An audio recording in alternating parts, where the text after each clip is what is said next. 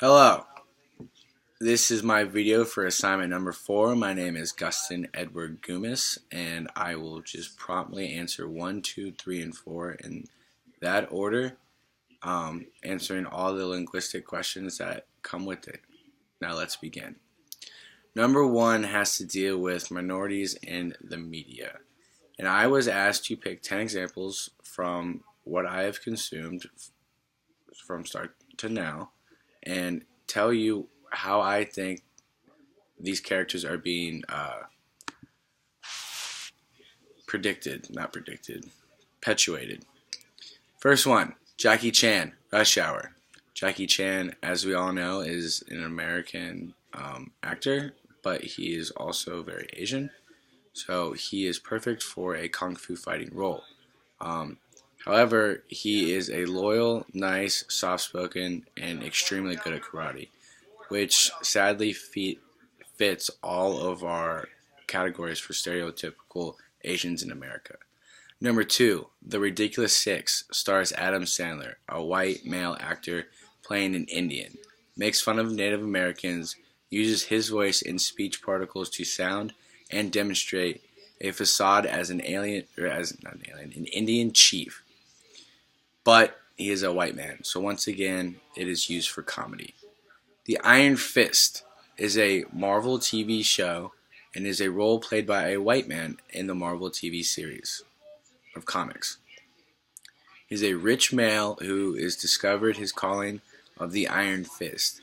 He then transforms into an Asian man, still white, by his roles of how he lives his life. He meditates, talking in tongues of Asian languages that we do not know of due to no subtitles, walks and carries himself throughout the world with an Asian demeanor, completely abandoning his once foretold whiteness and then becoming Asian.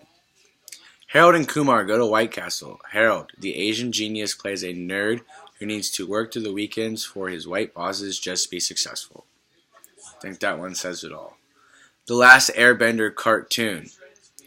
Another child story, but this one is about a monk that is to be a leader of ending the world. Now this monk is like I said, a child. Yet he is adopted as a weak, white kid who had to be brought up into the world correctly. Yet he appears to be Asian. Pirates of the Caribbean, Dead Man's Chest, has a scene where Johnny Depp is disguised as an Indian chief. He changes his accent, language, and appearance just to appear as a native Indian of the land. The Road to El Dorado is our first Disney movie on this list. It is a Spanish movie also played by American actors, 2 white guys. Now, in the cartoon, these Spanish travelers, they are money hungry, grown to treasure Spaniards. The characters are played by Americans and are asked to change their accents to sound more Spanish English. Coach Carter is a basketball movie. It has all sorts of minorities in it, but the Spanish gang members are the ones that cause the most trouble.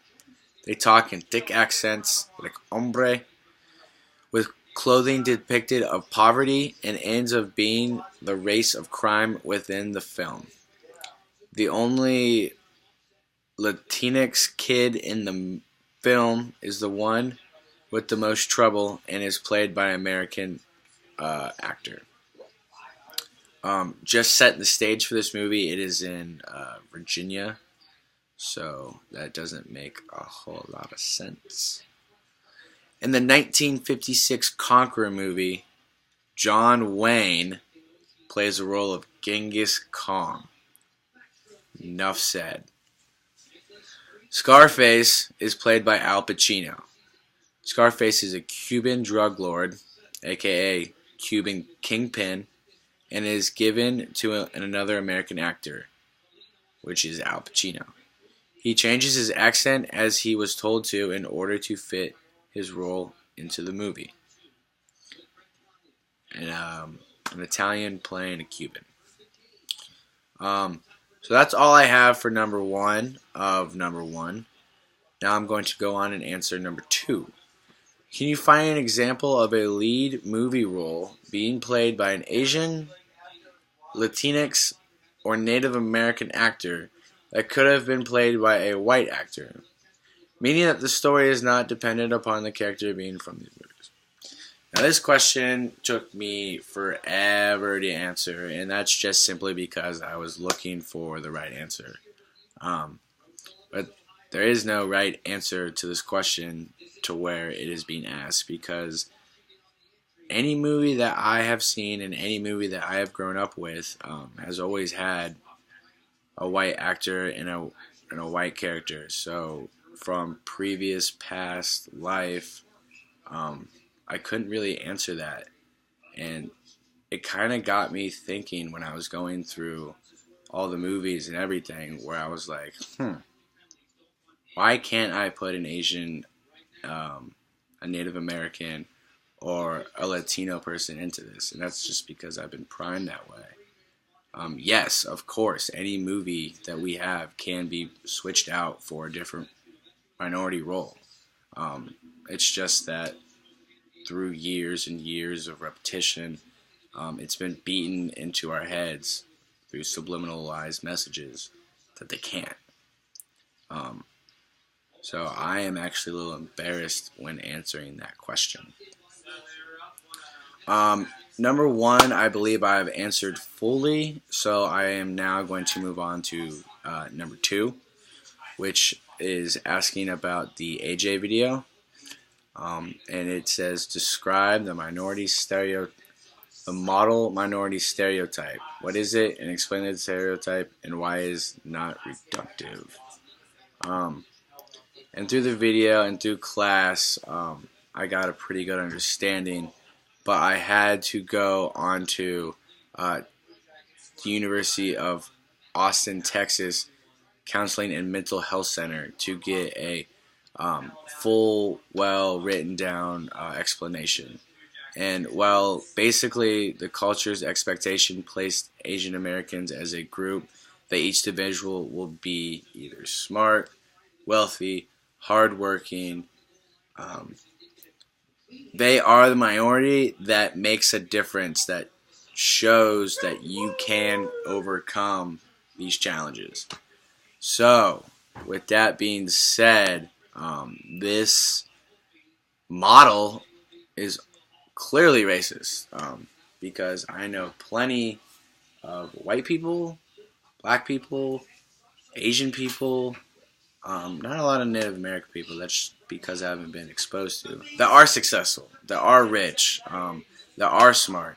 And I know plenty of the same minority people that are dumb and poor and less try hard. So to put all of these Asians into a category and say, you are this, and if you aren't this, then you are wrong, makes it very reductive. So the model minority myth is presented as Asian American stereotypes. At first went from scary takeover to America, then shifted to what it is now. And that is all through years and years of pressed American society normal rules.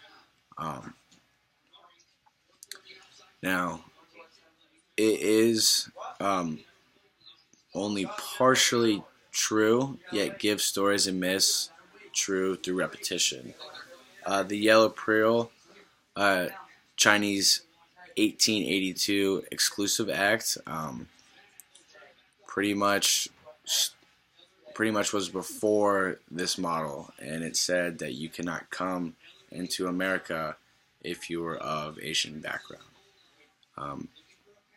And this only got worse through the years of early 19th century, all the way to World War II. There were mobs, and in World War II there were internment camps for these Asian people. Now, this all changed with the success story of Japanese American style. And this is when the model minority myth came into play. And this article pretty much just had to say that if these people in these concentration camps can come out and live the American dream, well, then so can you. So can the black community. So can the Latino community. So what this really is pretty much just a big bird middle finger to any other society that can't come to terms with, or can't not come to terms, but can't overcome the stereotypical placement us white people have put onto them. So that turning point would have come, like I said, when this article came out post World War II, and then another was the Civil Rights Act for black people. It brought this back into attention, saying, hey, we are having discriminative issues as well. So the Yellow Mints went over to the model minority pretty much in that period where Asians showed that they could produce well living lives. And that was right after World War II and right before the 1965 Act revised, which pretty much took the 1882 Act away. So all this really is propaganda that says if Asians can do this, then everyone else can. And like I said, like in the video that we watched about AJ and in the book, not all Asian cultures and communities have the luxury of being, as a community, this smart. Japanese and Chinese make, on average, $500,000 more dollars than Korean folks do. So, altogether, no, it's false. And we're just clumping all Asians into one group, and I think you and I and most people in this class would agree that it's an issue. Okay, that's enough for part number 2.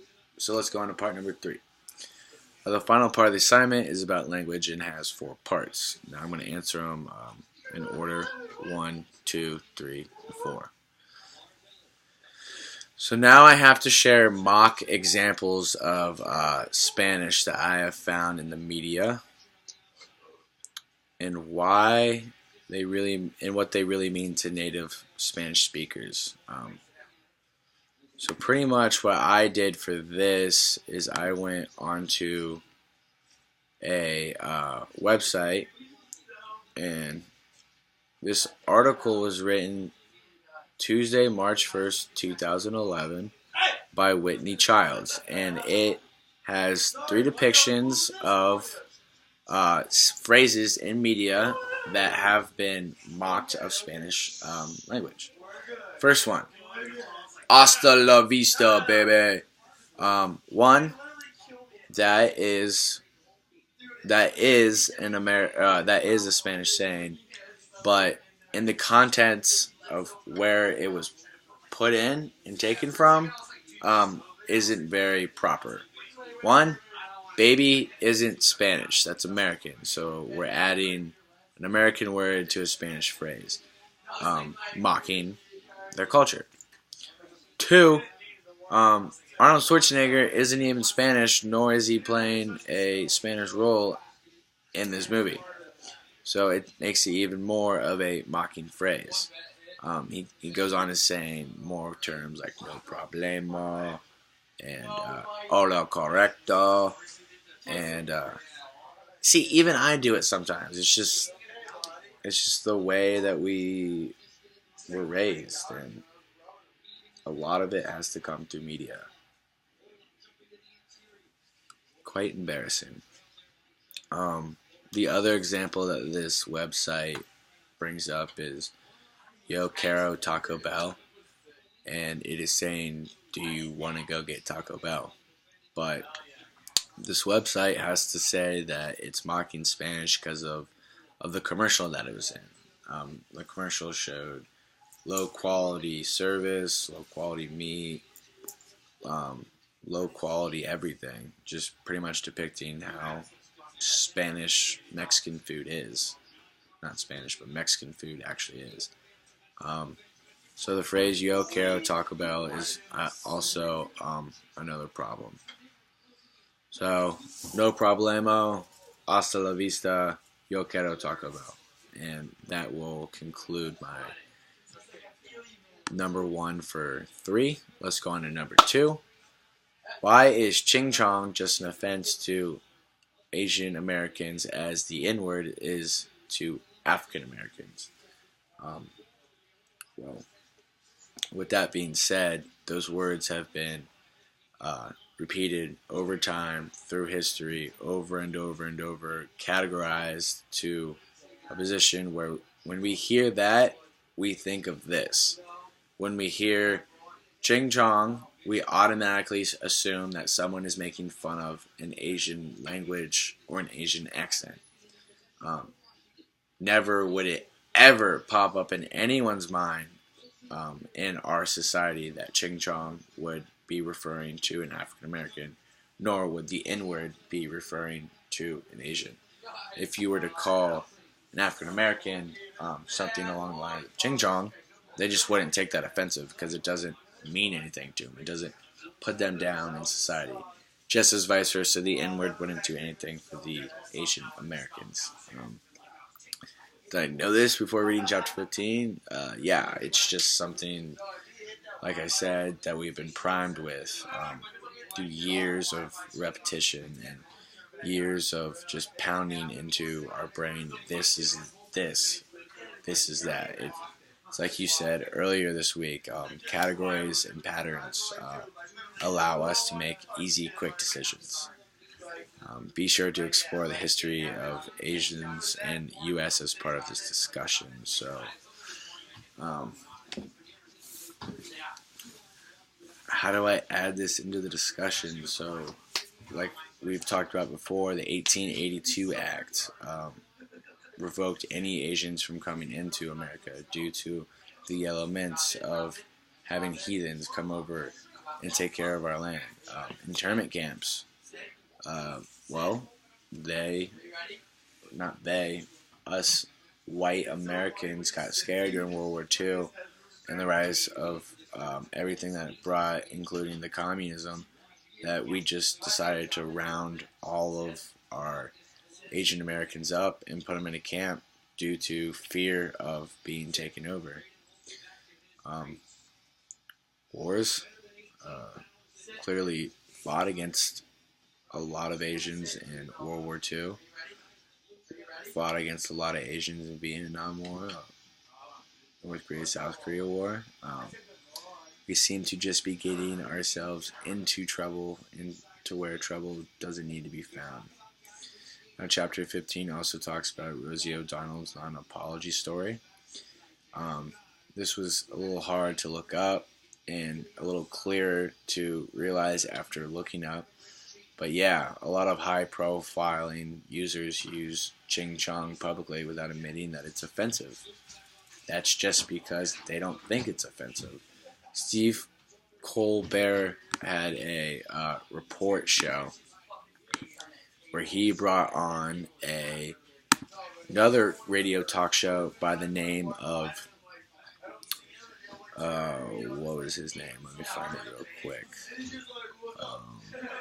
Sometimes when he is staring off at something, I think his eyes are like this. Like one's looking that way and one's looking that way. Like when he's like when he's fucking at I'm sorry, my computer is just being a little slow right now. Rush Limbaugh. Rush Limbaugh is a radio talk show host that is American conservative. And Colbert and Rush. Colbert has Rush on his show on Comedy Central, and he is talking about the Korean Prime Minister and is explaining how at the end of what the Prime Minister was saying was the translation, and everything before was just him speaking in Korean. And he pretty much made fun of the way he was speaking and made fun of the way it was interpreted because he didn't understand it. Colbert did the same thing, sadly, and they both even used the word Xinjiang and started to talk like Asians would, just to make fun of them. And neither one of them came out and said that they knew what they were doing, nor did they care what they were doing. So yeah, high-profile people really don't care. Their stance is out there. It's already been made. They're just going to reiterate their decision. All right, next one. Number 3, up 3. And this is talking about Native American children in the U.S. And pretty much how we have stripped them of their native culture. Boarding schools, turning the Native American into a white man. The picture that we saw in class was remarkable. Just his feather head, beaded hair, long, and then 3 years later in boarding school, it's just clean cut, clean shaven. We really tried to wipe out their culture and their way of life by just transforming everything into our way of life. Just kind of forgetting their savage, native, un-white traditional ways of living, and then mixing it into our schools and our teachings to make them more blended into us.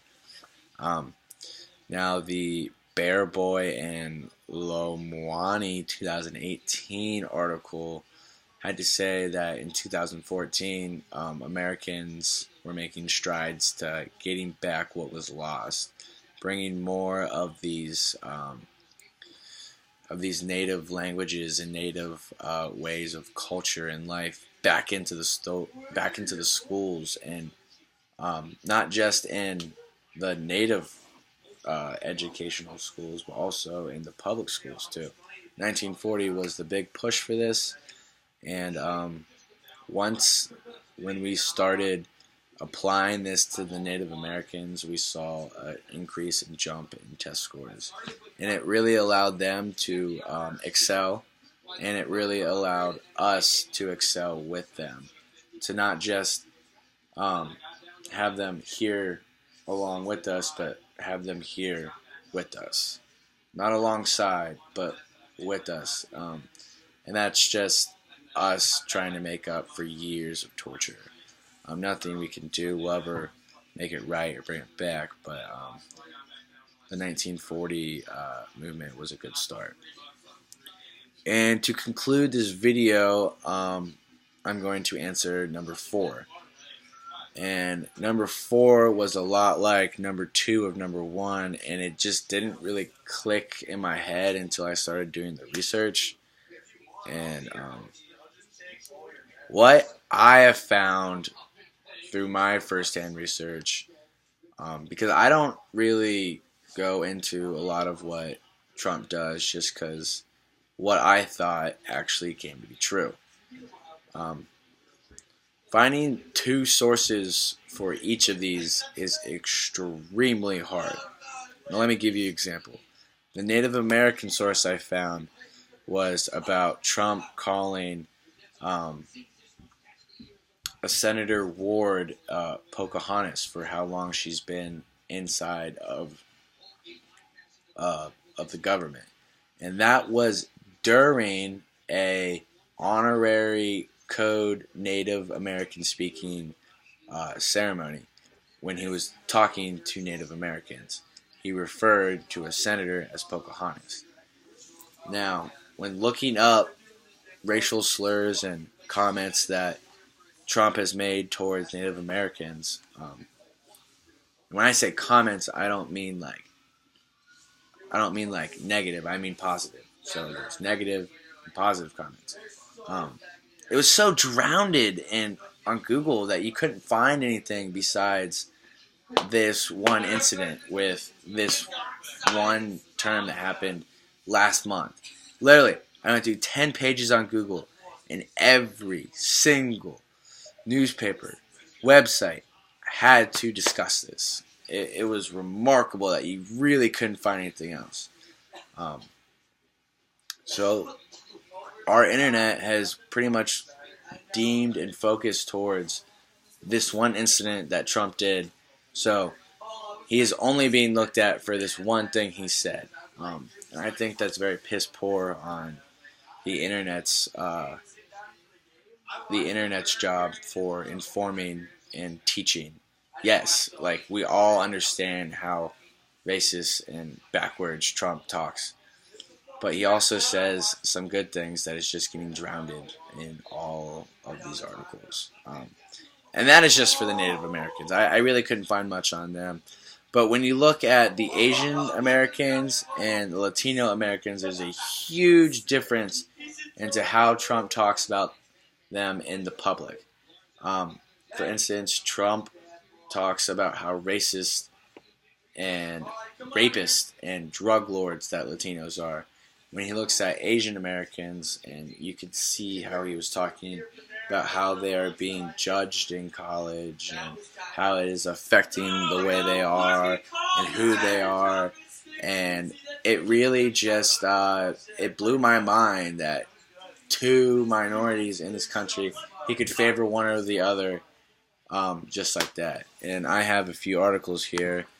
I have one for each that helps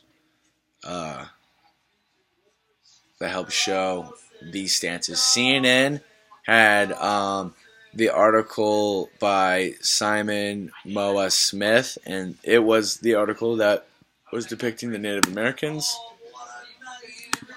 The Sacramento Bee, which is a Charlotte newspaper, was the one that was talking about Trump and the Asian Americans.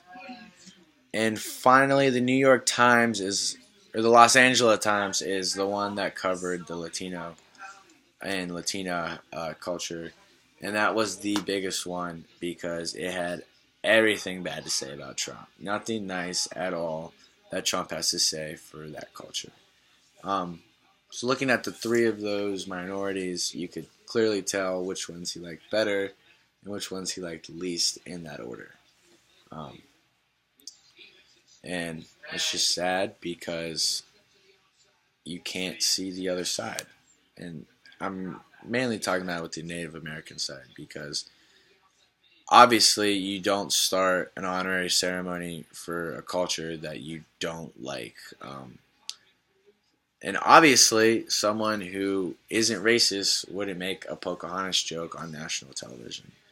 So yes, the man has terrible racist issues. But you can't take that into perspective when he's making all of these changes for our country. It just gets washed out. That's my personal opinion on 4 for 3. As this assignment for a whole, wow. Very mind-opening, very mind-boggling for what I saw and what I learned about my ancestors. Very ashamed. But then again, we can't really change the past. We can just move on from here. This class in general has taught me a lot, but this assignment has taught me much more. And that concludes what I have to say for number 4. Thank you, and I hope you have a lovely rest of your day. Bye-bye now.